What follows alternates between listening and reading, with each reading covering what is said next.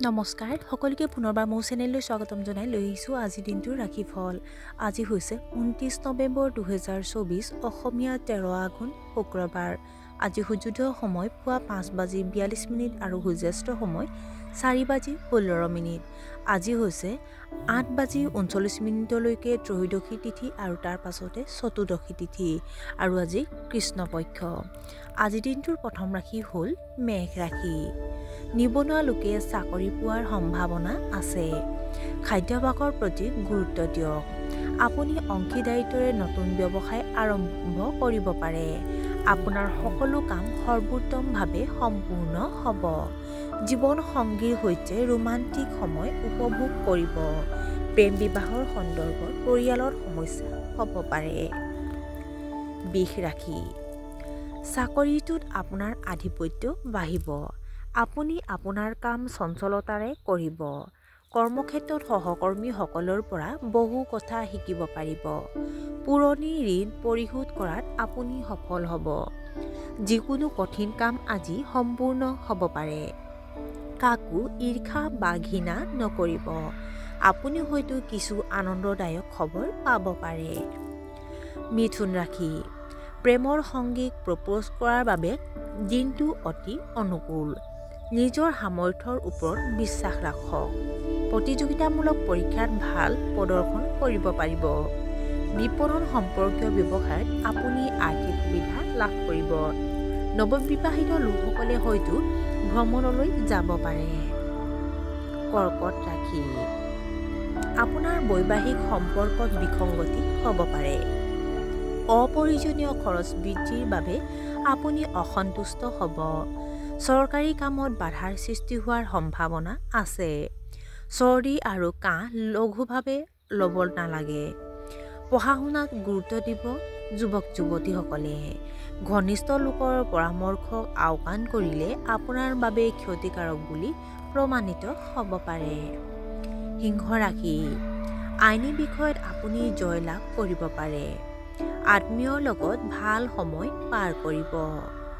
আপোনাৰ যোগাযোগৰ দক্ষতাত মানুহ আপ্লুত হ'ব। আপুনি হয়তো আপোনাৰ কেৰিয়াৰত এটা ডাঙৰ পৰিৱৰ্তন আনিবলৈ পৰিকল্পনা কৰিছে। আপোনাৰ বৈবাহিক সম্পৰ্কত আৱেগিক মোহ আৰু আত্মবিশ্বাস বাঢ়িব। কন্যা ৰাশি।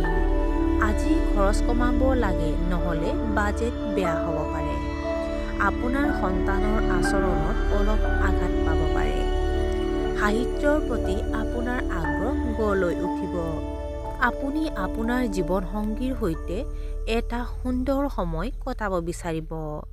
বাহিৰত খাদ্য খোৱাৰ ফলত হজম শক্তিৰ সমস্যা হ'ব পাৰে। আজি আপুনি টকা ধাৰ লোৱাৰ পৰা বিৰত থাকিব লাগে। তুলা ৰাশি।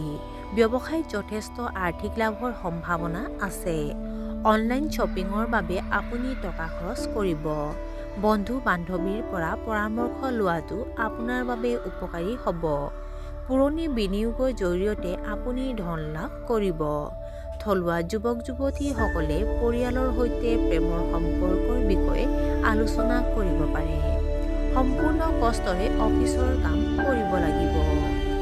বৃশ্চিক ৰাশি। অৰ্থনৈতিক কামত আপুনি আগ্ৰহী হ'ব পাৰে। ধন ধাৰে দিওঁতে সাৱধান হওক। আপুনি নিজৰ কামত মনোনিৱেশ কৰিব নোৱাৰিব। তাৎক্ষণিক সিদ্ধান্ত লোৱাত খৰখেদা কৰাটো ভাল নহয়। কাৰোবাক অনাকাংক্ষিত পৰামৰ্শ দিলে আপোনাৰ অপমান হ'ব পাৰে। ঔষধৰ বাবে টকা খৰচ কৰিব লাগিব। ধনু ৰাশি। আপোনাৰ ঊৰ্ধ্বতম বিষয়াসকলে আপোনাৰ কামত সন্তুষ্ট হ'ব। চাকৰিটোত আপোনাৰ কৰ্তৃত্ব বাঢ়িব। শ্বেয়াৰ মাৰ্কেটৰ পৰা আপুনি টকা লাভ কৰিব। আপোনাৰ প্ৰেমৰ সম্পৰ্কত মধুৰতা আৰু আন্তৰিকতা বাঢ়িব। মানুহে আপোনাৰ পৰা পৰামৰ্শ ল'ব বিচাৰিব। ব্যৱসায়িক ভ্ৰমণলৈ যাব পাৰে। মকৰ ৰাশি। ৰাজনীতিৰ লগত জড়িতসকলৰ বাবে দিনটো অতি শুভ। আপোনাৰ ৰুটিন সুষম ৰাখক। সম্পৰ্কত মধুৰতা উপভোগ কৰিব। আপুনি হয়তো ব্যৱসায়ত এটা ডাঙৰ পৰীক্ষা কৰিব। আপোনাৰ কাম লাহে লাহে সম্পূৰ্ণ হ'ব।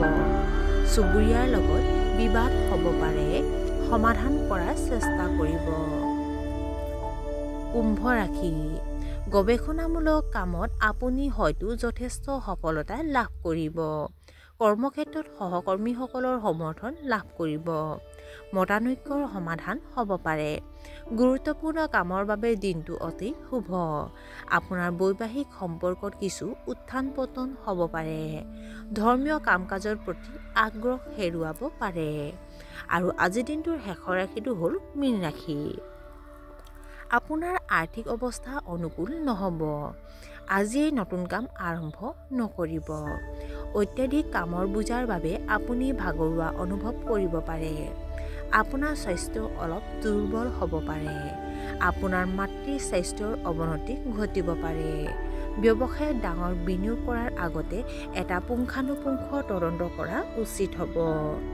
আৰু আজিৰ দিনটো ৰাশিফল ইমানতে অন্ত পৰিছে। আশা কৰোঁ আপোনালোক প্ৰত্যেকৰে আজিৰ দিনটো সুন্দৰ হওক। ধন্যবাদ।